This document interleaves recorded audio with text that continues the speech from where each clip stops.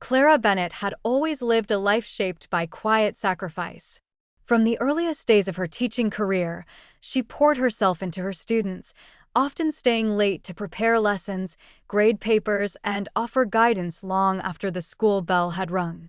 She loved the work, yes, but her personal ambitions, dreams of travel, of writing, of exploring life beyond the classroom, had been set aside in favor of caring for others.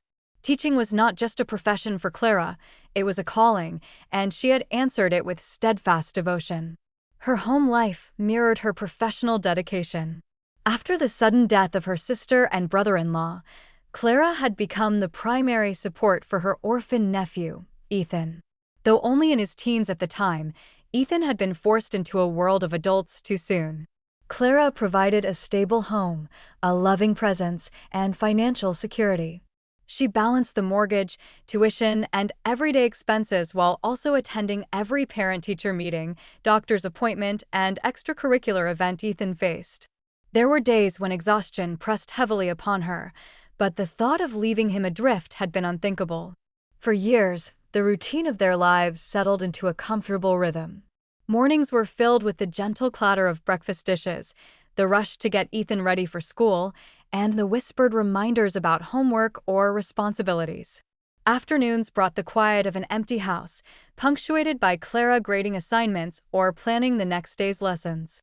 Evenings were their shared moments, simple dinners, discussions about his day, laughter over small victories, and comforting words during setbacks. She had created a home that offered warmth, stability, and love, yet she often felt a gnawing emptiness, a quiet ache that the depth of her sacrifices was never truly seen. It wasn't that Ethan had been ungrateful, at least not intentionally, but he had grown accustomed to the comfort Clara provided. Her efforts, her attention, her financial support, all became invisible, woven into the fabric of his life, as if they had always existed naturally. Compliments were rare, acknowledgement rarer still. It was not resentment she felt, but a quiet awareness that her role had been undervalued, her presence taken for granted. Despite this, Clara carried no bitterness toward Ethan. She understood the fragility of youth, the natural inclination to assume the world revolved around oneself. She had been young once, full of energy and ambition, unaware of the complexities of life and human interdependence. That understanding made her patient, even when moments of frustration slipped into their interactions. She reminded herself constantly that her contribution, though unrecognized, had shaped the man Ethan was becoming.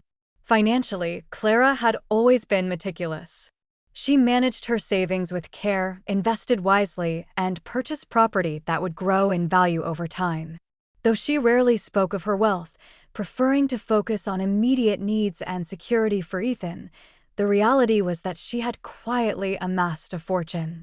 Retirement-age independence, long-term investments, and ownership of properties were all hers.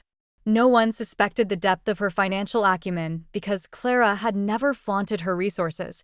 Her priority had always been the well-being of her nephew and the fulfillment of her teaching vocation. Yet, there was a tension beneath the surface. The sense that her contributions, both material and emotional, were unseen weighed on her in quiet moments. After the long days of work, when Ethan was absorbed in his own life, she would sometimes sit by the window with a cup of tea, contemplating her choices. Her sacrifices had not been burdensome, they were a source of pride. But she could not deny the loneliness of being unrecognized, the silent ache of knowing that her identity had been defined solely by what she gave rather than who she was. Clara also maintained a few close connections outside the home. Former colleagues from her teaching days occasionally called to share updates or reminisce about old students. A handful of friends, women she had met through professional associations, kept in touch, though the frequency had diminished over the years due to her focus on Ethan. These relationships provided small windows of affirmation, but they could not replace the recognition she yearned for from the one person who had grown up entirely under her care. For all her sacrifices, Clara had cultivated a sense of inner strength. Life had demanded resilience, patience, and the ability to balance multiple responsibilities without complaint.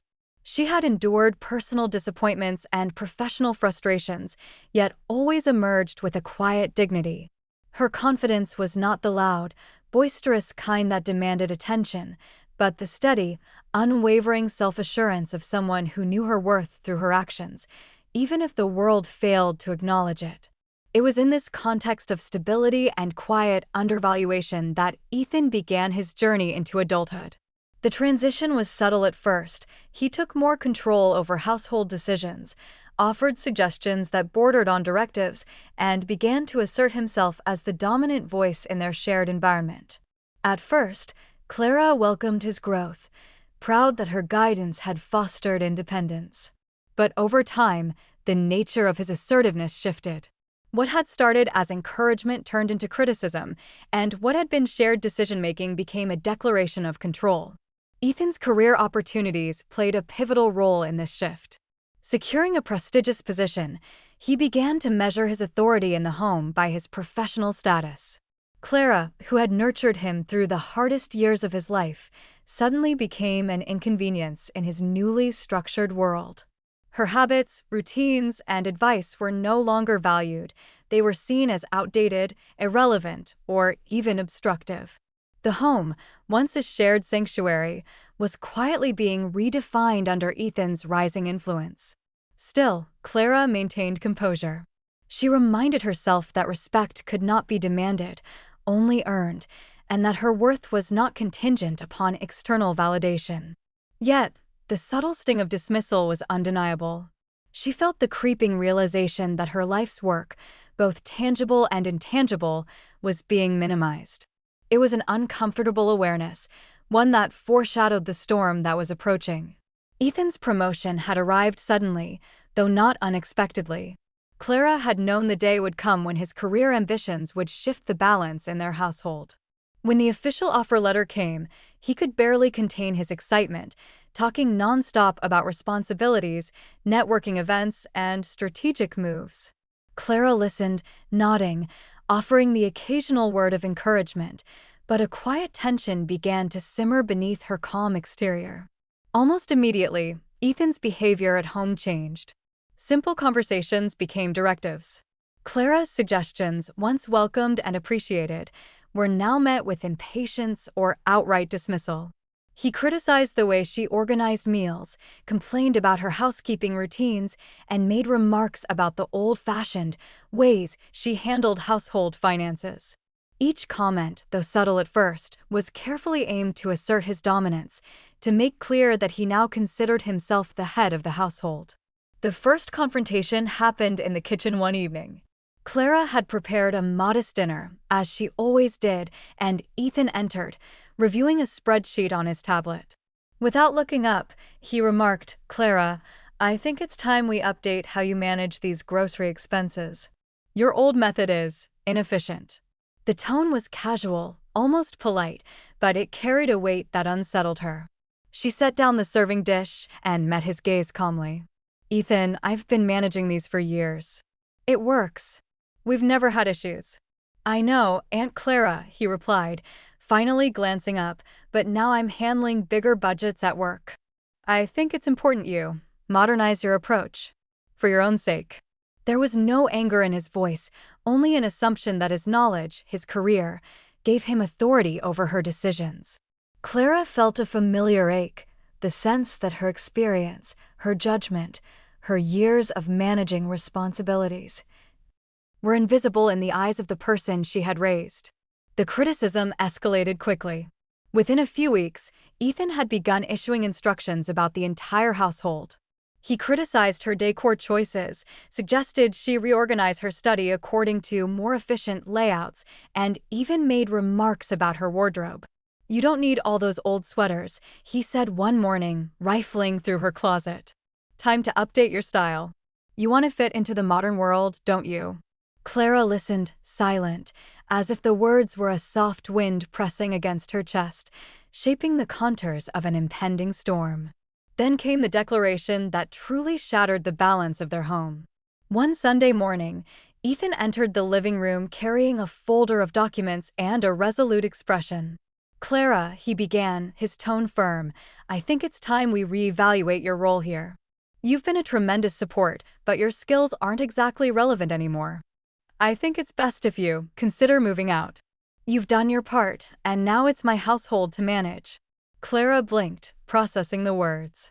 For years, she had been the foundation of this home, the steady presence who had kept the household running and provided him with stability.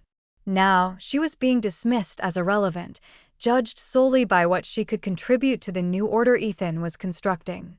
There was a moment of silence, thick and suffocating, broken only by the soft hum of the ceiling fan. You want me to leave? She asked, her voice quiet but steady. Ethan nodded, almost impatiently. It's not personal. I just think it's practical. You've never worked in corporate environments, never handled investments, budgets at this scale. You're outdated, Aunt Clara. You need space to retire, and I need space to manage things properly. Clara's outward composure remained intact, but inside a storm brewed. She had always been patient, always deferred for the sake of his well-being, but this was different. This was a fundamental erasure of her life's work, of the care, love, and money she had invested into his life and into the home they shared. She rose slowly from her chair, her back straight, shoulders squared, as she met his gaze without a tremor. Ethan, she said carefully, I've supported you your entire life. Every expense, every need, every opportunity you've had has been made possible because I ensured it could be. And now you tell me I'm outdated? That I have no relevance here. He hesitated, as if surprised by the intensity of her calm fury. It's just a practical decision, he replied, fumbling slightly. You've done your part.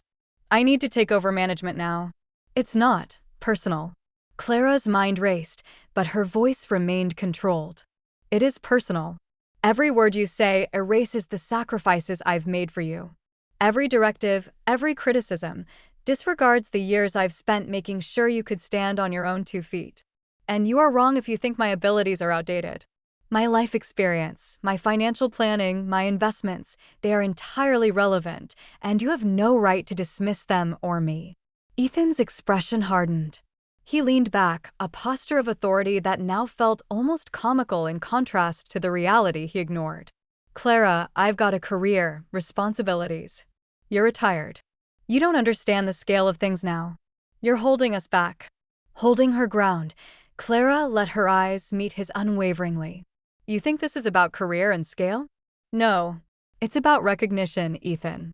For years, I've given you everything, provided every opportunity, made sure you were safe and educated.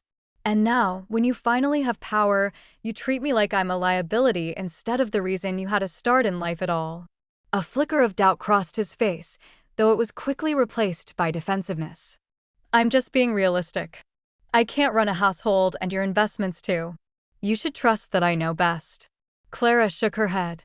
Trust isn't about blindly following. Trust is earned through respect. And I will not be dismissed, ignored, or cast aside in my own home.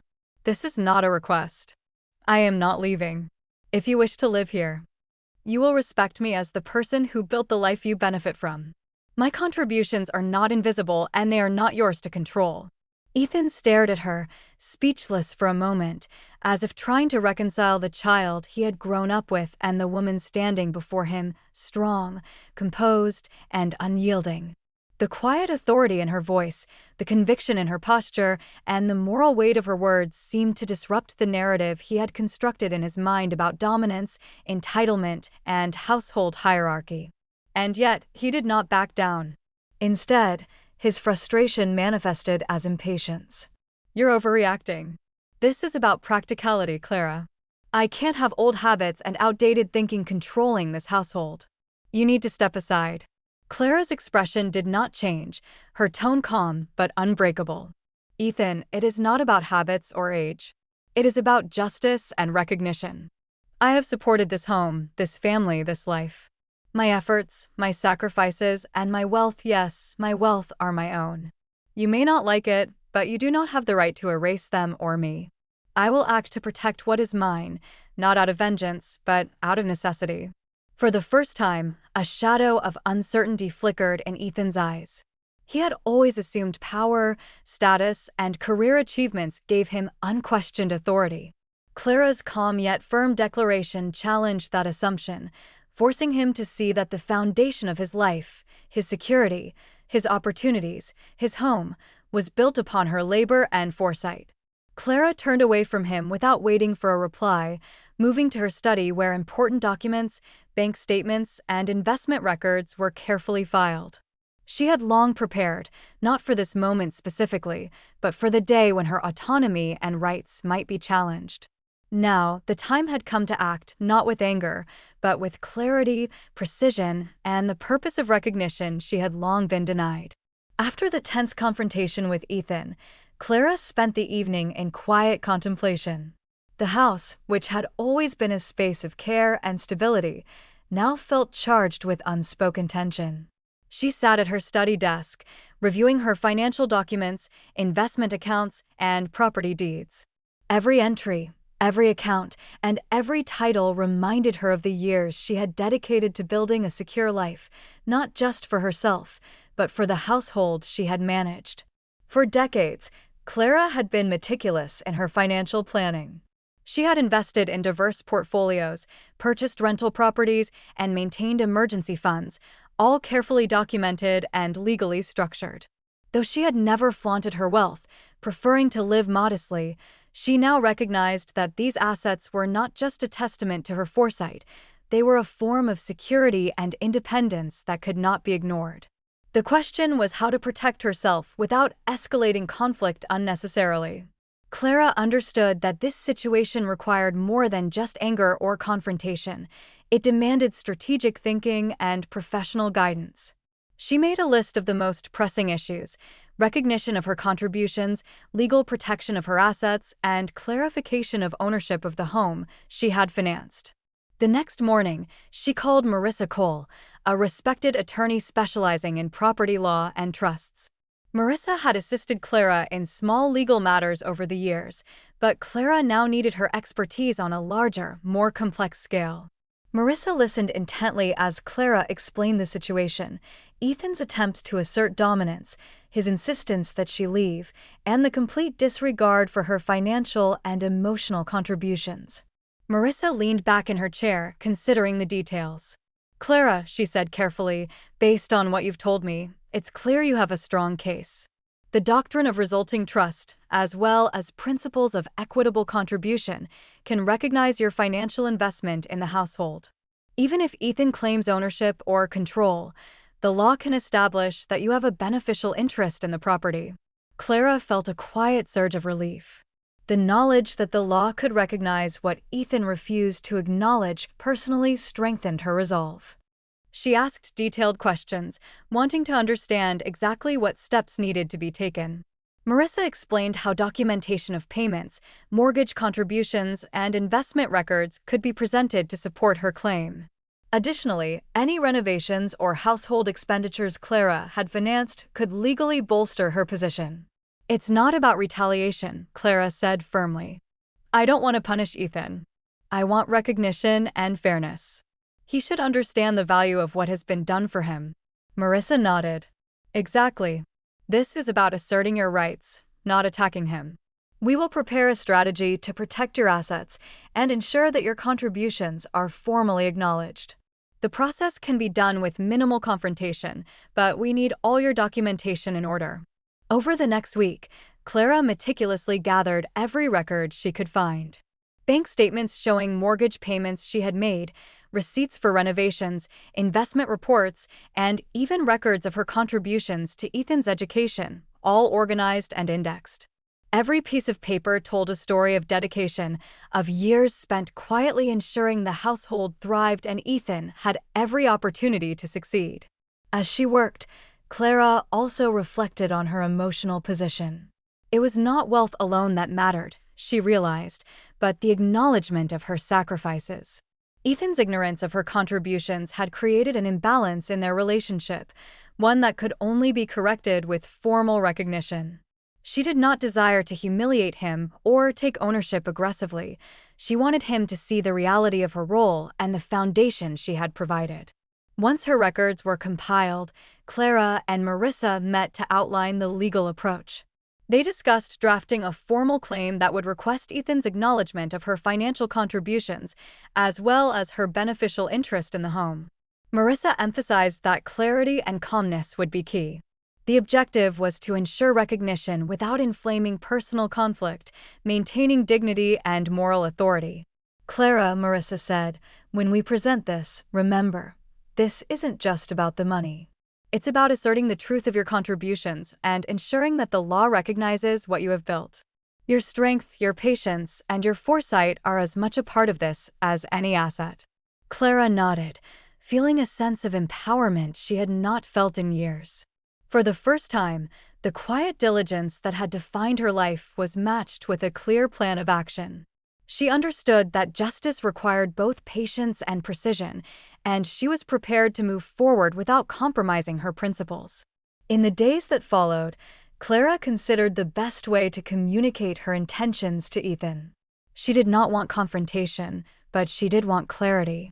It was important that he understood her position, not through anger or coercion, but through reason, documentation, and the undeniable truth of her contributions. She began drafting a calm, direct letter explaining that she had secured legal counsel, detailing her investments and financial contributions, and asserting her expectation that her role in the household be formally recognized. Throughout this process, Clara also reflected on her life beyond conflict. She realized that her wealth, her investments, and her savings were tools she could use to further her lifelong mission, education, and mentorship.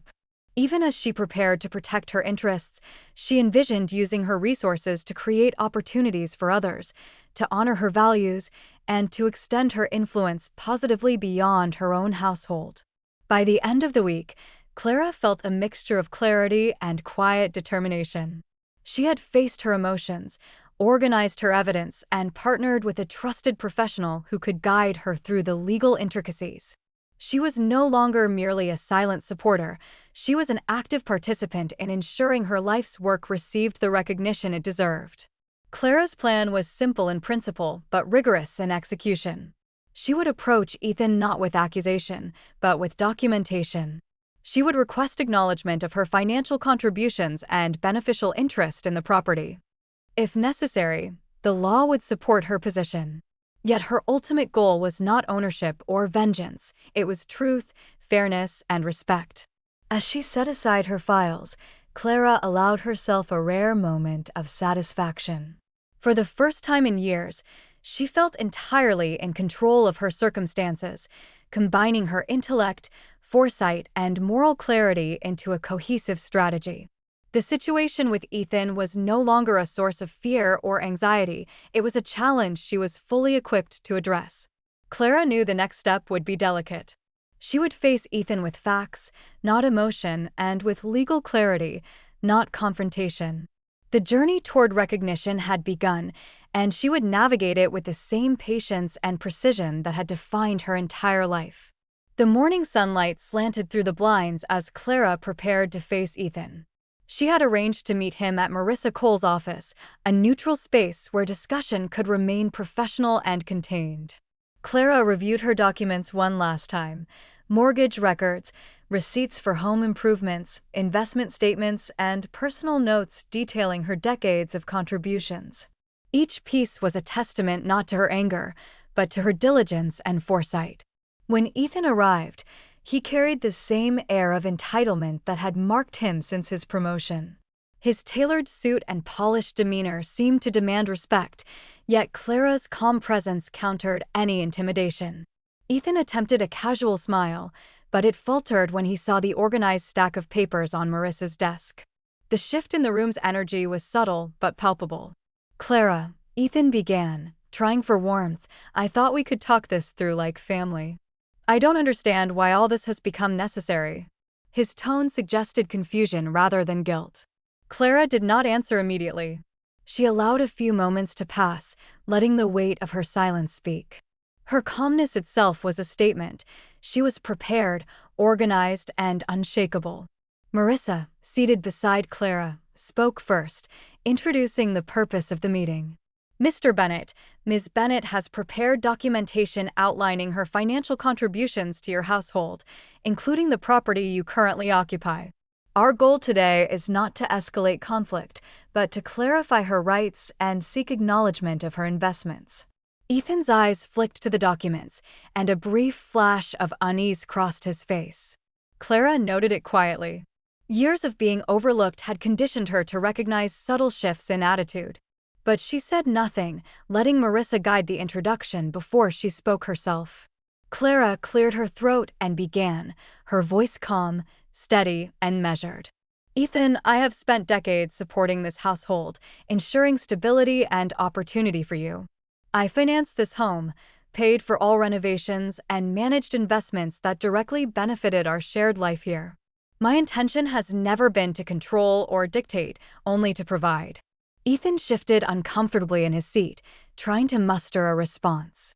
Clara, I appreciate everything you've done, but I've worked hard to get where I am. I think it's reasonable for me to manage the home and finances now. His words carried an undercurrent of defensiveness. Clara did not flinch. She had anticipated this line of reasoning. I am not challenging your accomplishments, she replied. Nor am I seeking to take control from you.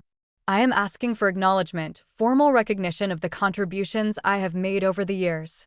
This is not about money, it is about truth and fairness. Marissa placed a gentle hand on Clara's folder, emphasizing the documentation.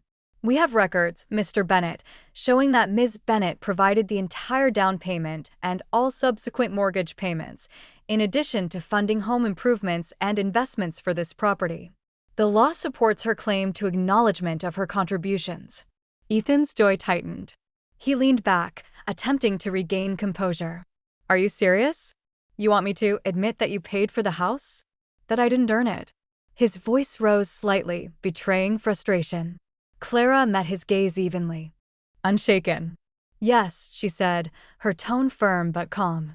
I want acknowledgement. Recognition. Not control. Not compensation. Simply recognition of the reality we both know to be true. Ethan looked at Marissa, hoping for intervention, but Marissa remained neutral, her expression professional. She understood that Clara's insistence was not born of malice, but of principle. Ethan's discomfort grew, revealing the first cracks in his confident facade. You're making this a big deal over nothing, Ethan said, exasperated. We've lived in this house together, shared our lives. Does it matter who paid what? Clara shook her head slightly. It does matter. Recognition matters. For decades, I set aside my own needs, my own dreams, for the household and for you. That is not a grievance, it is a fact. And it is a fact that I deserve to have formally acknowledged. For the first time, Ethan hesitated. His narrative of self-made success was suddenly complicated by undeniable evidence. He glanced at the neatly organized documents, the years of financial records, and the detailed account of contributions that had kept the household running. Clara's quiet strength filled the room. You're saying all this? All the money, the investments, the house, it was all you, he asked softly, almost as if speaking aloud the truth that had been unspoken for years. Yes, Clara replied. Everything I provided was to ensure stability and opportunity, never to control or manipulate. That work, that contribution, deserves acknowledgement. And that is all I am requesting. Marissa then explained the proposed resolution, a formal written acknowledgement of Clara's financial contributions, notarized and documented, to be signed by Ethan. No property transfer, no additional financial claims, only recognition of her role and investments. Ethan leaned back, visibly conflicted. He had built a sense of authority on the perception that the home and household were his achievements alone. Now, confronted with the truth, he struggled to reconcile his pride with the reality Clara calmly presented. This is just a piece of paper, he said finally, suspicion mingling with reluctance. I don't understand why this is necessary. Clara's voice softened, though remained resolute. Because truth deserves to be acknowledged. Not for you, not for me, but for the principle that sacrifices and contributions are recognized. You cannot undo the past, Ethan, but you can formally recognize the role I played in shaping our household. A long pause filled the room. Ethan studied the documents, then looked at Clara directly. In her steady gaze, he saw no accusation, no bitterness, only clarity, dignity, and unyielding integrity. Slowly, he nodded, signaling reluctant acceptance. "Fine," he said finally. I'll sign it. "But this changes nothing between us," he added hastily. Clara inclined her head slightly. "It changes the recognition of the truth. That is all." The agreement was signed with Marissa witnessing, notarized, and documented. Clara felt a quiet, profound relief, not from victory over Ethan, but from the recognition of her worth and contributions. Decades of silent labor and financial support were formally acknowledged, their reality no longer invisible. As Ethan left, still processing the confrontation, Clara allowed herself a moment to breathe. The weight of unacknowledged effort had lifted, replaced by clarity, dignity, and moral satisfaction. She had not sought revenge or control, only truth and fairness, and the law, combined with her steadfast resolve, had affirmed her position. Clara returned to her study, feeling a subtle but powerful shift within herself. The confrontation had been challenging, but necessary. Her independence was now secured, her contributions recognized, and her authority over her own life reaffirmed. The day's events underscored a lesson she had always known: respect and recognition are earned not through confrontation or aggression, but through patience, clarity, and the courage to assert oneself with integrity. For Clara, this was the culmination of decades of quiet strength, a formal acknowledgement of her value, her sacrifices, and her unwavering dedication. The morning air was crisp as Clara arrived at Marissa Cole's office, carrying a quiet sense of anticipation. The confrontation with Ethan had ended the previous day with the acknowledgement she had demanded, but the final steps of formalizing her contributions were still ahead. This was the phase where patience and documentation would cement what was rightfully hers, not possessions, but recognition, respect, and moral clarity. Marissa greeted her with a nod, handing over a folder of finalized documents. "All the legal paperwork has been prepared, notarized, and is ready for signature. Ethan has agreed to formalize the acknowledgement of your contributions." Clara took the folder carefully, feeling the weight of it, not just in paper, but in years of effort, sacrifice, and dedication distilled into a tangible form. As she reviewed the documents one more time, her mind wandered briefly through the years of teaching, mentoring, and supporting her household. Each entry, each financial record, was a silent testament to decades of unseen labor. The fact that these records now carried legal weight brought a subtle sense of empowerment. Clara had always valued education, integrity, and quiet perseverance, and now these principles had translated into undeniable recognition. Ethan entered the office moments later. He seemed hesitant, his usual air of arrogance tempered by the knowledge that truth was unavoidable. His eyes flicked nervously to the folder in Clara's hands. Clara looked at him calmly, offering no accusations, only a composed presence that communicated the seriousness of the moment. Marissa began the formal process, outlining the documents and the significance of each acknowledgement. "Mr. Bennett, these documents formally recognize Ms. Bennett's financial contributions to the property, improvements, and household investments. By signing, you affirm your understanding of the facts and acknowledge her role in the stability and success of this home." Ethan nodded, his fingers brushing briefly over the pen. There was a noticeable tension in his posture, the result of years spent assuming ownership and control suddenly confronted by undeniable truth. Clara observed quietly, aware of the internal struggle he faced. She felt no satisfaction from his discomfort. Her focus was solely on the recognition of her own efforts. "You're asking me to sign this," Ethan said, his voice betraying a mix of resistance and reluctant acceptance. I don't see why it matters so much." Clara's response was calm, her voice steady. "It matters because acknowledgement matters. Recognition of effort and contribution is not optional. It is the truth, and truth should be documented, especially when it has been overlooked for so long." Ethan glanced at Marissa, who remained professional and silent, signaling that the next step was inevitable. With a slow, deliberate motion, he signed the documents. Each signature carried weight, not just legal, but symbolic. Clara felt a subtle surge of validation. This act was the culmination of decades of labor and sacrifice, now formally acknowledged, and it was achieved without bitterness or retribution. Once the documents were signed, Marissa smiled at Clara. "Congratulations. This ensures that your contributions are officially recognized, protecting both your interests and your legacy." Clara nodded, feeling a sense of relief mixed with quiet triumph.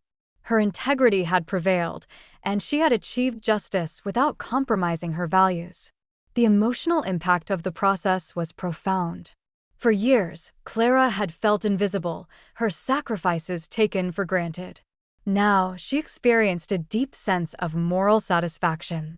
Recognition was not about control or power, it was about truth, fairness, and the acknowledgement of her enduring commitment. She had endured years of quiet struggle, and at last, the world, or at least the people directly involved, recognized her worth. Ethan, though still somewhat uncomfortable, seemed to process the outcome.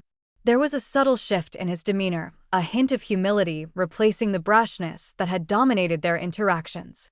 He looked at Clara, as if seeing her for the first time not as a caretaker or provider, but as a person whose contributions demanded respect. Clara allowed herself a small, almost imperceptible smile.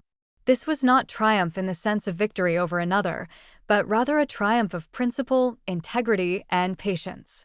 Her decades of dedication were finally validated, and she could step forward with a renewed sense of purpose. The legal acknowledgement opened new possibilities. Clara began to consider how she could use her resources to make a broader impact. She envisioned a scholarship fund for young educators, an initiative to support those who dedicated themselves to teaching and mentoring, much as she had. The formal recognition of her contributions was not merely a personal victory, it was a foundation for extending her influence and values into the wider community. For Clara, the process reinforced a crucial life lesson. Justice and recognition often require courage, patience, and clarity of purpose. She had acted not out of anger, but out of a commitment to fairness. Her confrontation had been necessary, but the ultimate victory was emotional and moral, confirming that integrity and steadfastness could triumph without bitterness or revenge. Ethan's subtle transformation was another lesson. He would carry with him the understanding that contribution, care, and dedication could not be overlooked or dismissed. Perhaps, in time, he would internalize the values Clara had embodied all these years: patience, commitment, and recognition of the efforts of others. Returning home that evening, Clara walked through the rooms she had long maintained, feeling a quiet sense of ownership, not in the material sense, but in the acknowledgement of her life's work. Every improvement she had funded, every sacrifice she had made, now stood as recognized contributions, no longer hidden behind assumptions or indifference. In her study, Clara reflected on the events with a sense of completeness. The legal process had been more than a formality, it had been a public acknowledgement of her value and dedication. It had affirmed that contributions, though sometimes invisible, carried lasting weight and deserved formal recognition. Clara understood that her actions had reshaped the dynamic in the household, reinforcing respect, fairness, and dignity. As she prepared for bed that night, Clara felt a profound sense of peace. The confrontation with Ethan, the careful documentation, and the final legal acknowledgement had culminated in an outcome that was just and honorable. She had defended her contributions without malice, reinforced her moral authority, and set an example for integrity, patience, and fairness. Clara's emotional victory was complete.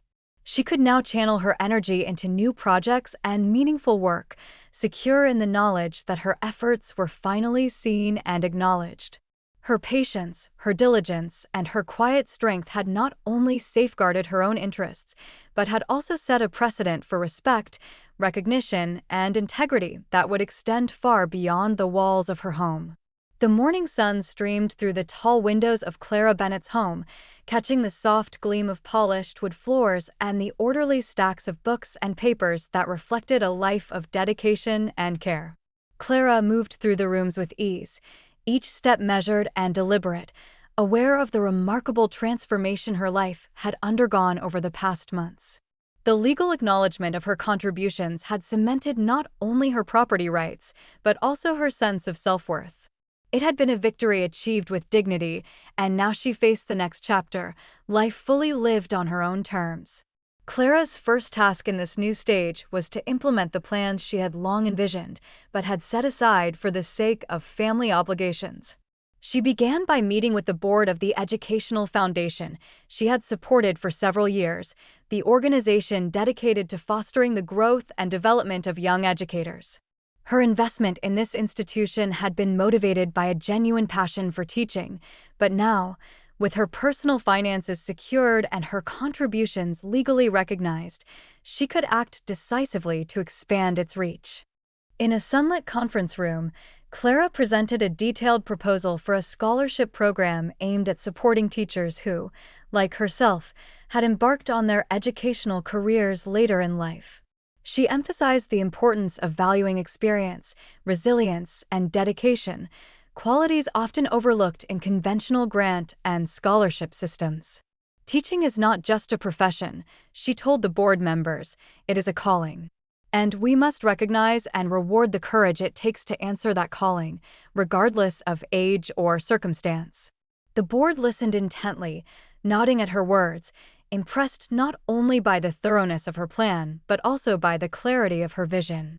Clara proposed full scholarships for selected candidates, mentorship programs pairing new educators with experienced teachers, and workshops that would focus on both pedagogical skills and personal development.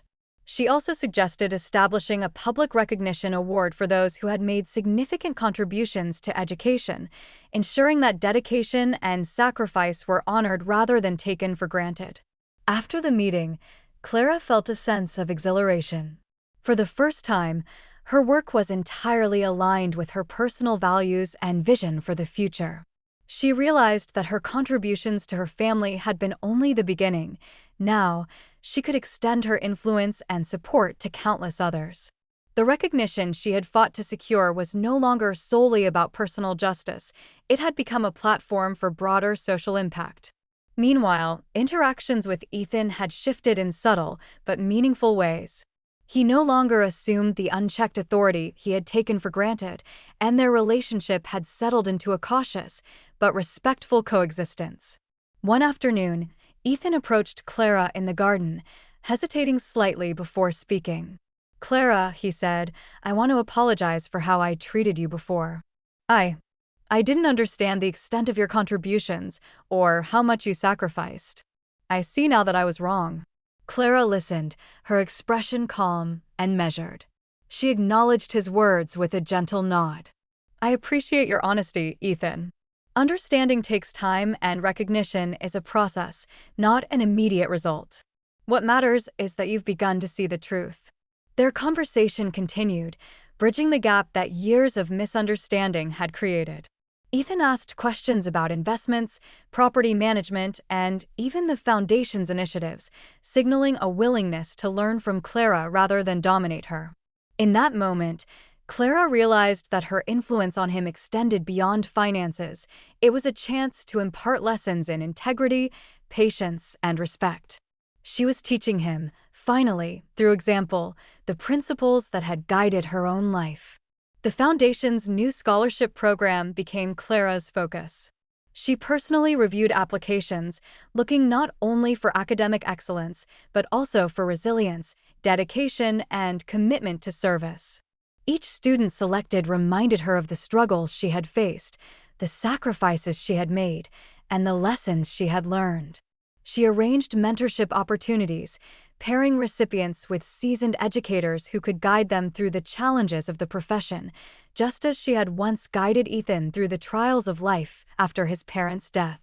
One day, while reviewing a batch of applications, Clara came across the application of a young woman named Maya, who had decided to pursue teaching after several years in an unrelated career. Reading her story, Clara was reminded of her own journey, how she had delayed personal dreams to support her family and students. The scholarship she now had the ability to grant would allow Maya to pursue her aspirations without the burden of financial strain.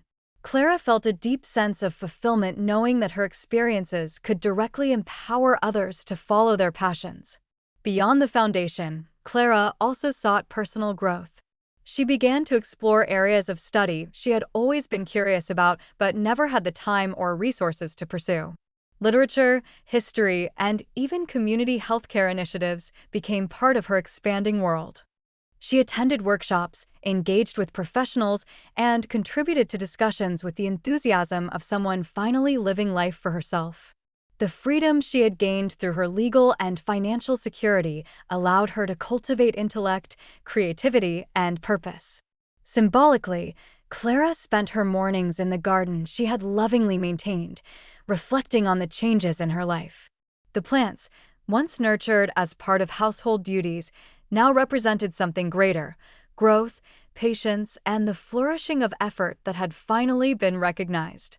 She sipped her morning tea, breathing in the crisp air, and acknowledged the resilience and perseverance that had brought her to this point.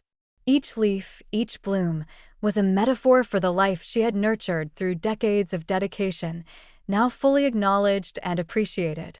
In her interactions with Ethan, Clara continued to reinforce the lessons she wanted him to internalize: respect, acknowledgement of others' contributions, and the understanding that material success alone does not define a person's worth.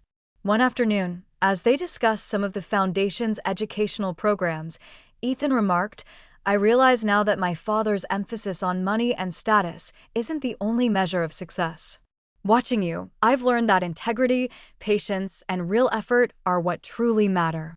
Clara smiled, feeling the quiet satisfaction that her example had created a lasting impression. As the months passed, Clara's influence extended beyond the walls of her home.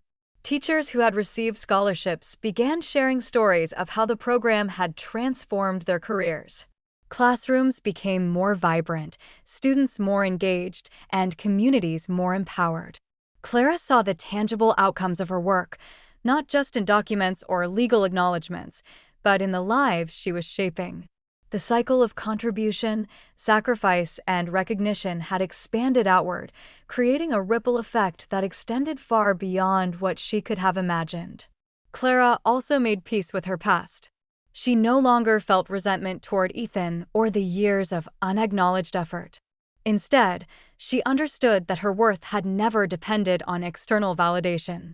The recognition she had secured legally was important, but her true fulfillment came from knowing that she had acted with integrity and had created positive change. She had transformed her experiences, once sources of frustration, into a platform for empowerment and growth for herself, for Ethan, and for countless others. Finally, one evening, Clara sat in the garden as the sun set, casting long golden shadows across the path she had walked so many times. The air was filled with the scent of blooming flowers and the quiet hum of life continuing around her. She reflected on the journey she had undertaken: decades of selfless work, moments of struggle and invisibility, the confrontation for recognition, and the establishment of a legacy that combined justice, education, and personal fulfillment. Clara felt an encompassing sense of peace. In that moment, she understood the full moral of her story: life is not measured solely by material gain or outward acknowledgement. True strength lies in resilience, patience, and the courage to assert one's value with dignity. Sacrifice without recognition can be painful, but fairness and justice can be pursued without malice.